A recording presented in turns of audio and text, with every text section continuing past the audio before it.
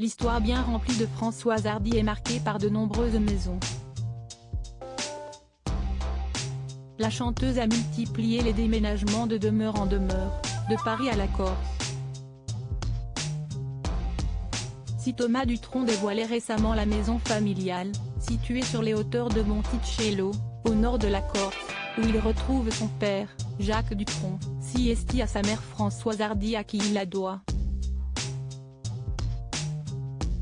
La célèbre chanteuse a fait construire cette demeure en 1966, dont l'intérieur est somptueux. Je suis arrivée ici et je me suis trouvée bien garée, j'ai dit, je garde la place, quoi, avait confié Jacques Dutronc à TF1. Comme on dit, j'aime bien être seule avec un S. Depuis, leur fils est très attaché à cette propriété et à la terre sur laquelle elle est construite.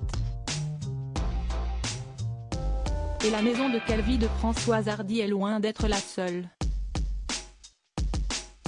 En effet, l'interprète de l'amour fou possède de nombreuses maisons, passées en revue par nos confrères de A2 Magazine.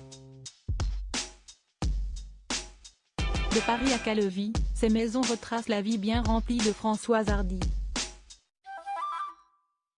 Née dans le 9e arrondissement, où ses parents possédaient un appartement, elle y a passé son enfance lorsqu'elle n'était pas fourrée chez ses grands-parents maternels du côté d'Aulnay-sous-Bois. Puis, son histoire d'amour avec Jean-Marie Perrier la pousse à trouver un nid douillet pour son couple. Son premier appartement sera donc un studio 8, rue du Rocher, dans le très chic 8e arrondissement. Un logement que l'artiste va vendre des années plus tard, en 1970 pour s'offrir un bien d'autant plus précieux, un appartement au 10, rue Saint-Louis-en-l'Île, au cœur de Paris. Si est-il là où va naître Thomas Dutronc, fruit de ses amours avec l'interprète de Et moi, et moi, et moi. Mais après la naissance de leur fils, le couple emménage ensemble, en 1974. Françoise Hardy, reine de l'immobilier, se sépare alors de son appartement dans le 4e arrondissement, pour s'installer, en famille, dans une maison achetée dans le 16e. Véritable parisienne, Françoise Hardy ne cesse de déménager mais ne quitte pas la capitale. Dans le quartier du Petit Montrouge, au sud de Paris, un coin encore populaire à cette époque, elle s'épanouit et découvre les joies de la maternité dans cet appartement simple dont les murs et plafonds sont peints en noir et chaque étage est occupé par l'un des membres de la famille. Puis, elle rejoindra ensuite le 16e arrondissement de Paris dans un duplex moderne. Là encore, le couple a des habitudes bien à lui puisque Françoise Hardy vit à l'étage quand son compagnon vit au rez-de-chaussée.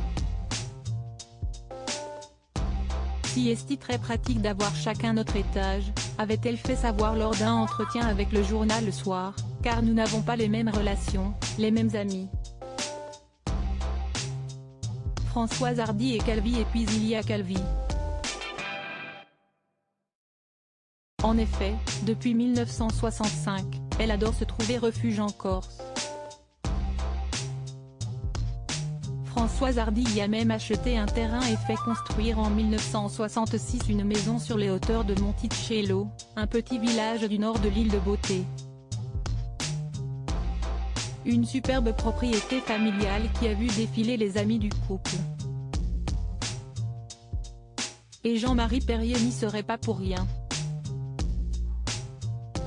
Comme le photographe l'a confié à Gala, si est-il quand même moi qui ai fait construire la maison à Monticello pour Françoise, qui gagnait à l'époque beaucoup d'argent.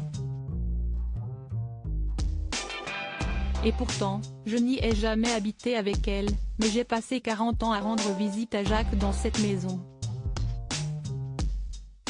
Quant à Françoise Hardy, si elle voue un véritable amour à la Corse, elle ne supporte en revanche pas voyager et dit ne pouvoir vivre qu'à Paris.